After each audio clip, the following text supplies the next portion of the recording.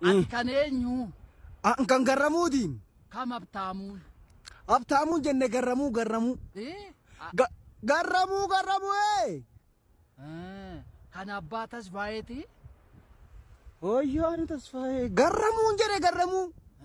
Qoy mucaan gafaatee ati tsaayeedhaaf. Hangan tsaayee miti. Kanee Hangarramuutan. Ani abbaa haadhaan immoo nama. abtaamuu kan akkaman wal dhaaleemmanii. Dhiyootti Garramuun jedhe garramuu. Gaaramu. kan garramuuti ati. Kan garramuu. Gafaa moo isa quxusuu? Isa quxusuudha. Isa quxusuu. Qilxuu? Isa quxusuu. Isan gafaa moo isa quxusuudhaati? Isa quxusuudhaan jedhe quxusuu isa dhumaa. Isa dhumaan jedhe isa dhumaa isa quxusuu. Kami mee maadhu? Waaqayyo gooftaa. Dhumaadhaa quxusuun kee? Ayyaanaadha koo ana duuba namni tokko hin jiru. Haati kee hoo? Birriituudha. Kam immoo kibbituun? Kibbituun jenne birriitu.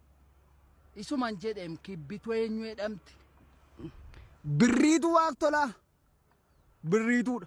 Kibbituu waaqtola. Ayyaana haadha kibbituu irraa qabamtanii isin. Haa ta'u kaa. Qoy ati isa bar tokko xiqqoon turreeti? Maal dur xiqqoon ture kaan mana guddadde malee. Maal ijoolleen ammaa maalootte guddinaan immoo kamii dudduuba keeteenni? Lakki nan guddadhe jedhee maaltummaa guddinaa. Beekee guddinaa kanaaf hin hangaftamu ati quxusuudhaan jedhee. Hin qabnu nuyi guddinaa. Eessa? Manni marfee Saddee waraanadha. abtaamuu tokko gara gamaatii laata? Abtaamuu isa kam? Maaloo? Gara gamaati. Akaati. Maaloo garmaamaa? Gara gamaatiin jedhe. Marfichas 28 waraannatanii gooftaa Yesuus Kiristoos nagaanii laata. Hin fagaataa gara kamitti? Gara gamaa garuma gamaan jedhe kiiloomeetira 8 asirraa. Kami gammachuun immoo? Lakki gammachuun jenneem. Gara gama keessa gama. Akkam wanta wallaaleen daammanaa kana?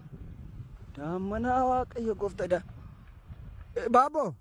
Dhaqaagaa. Edhimee. Dhaqaa. Kan eenyu naan jettee? Kan garramuu.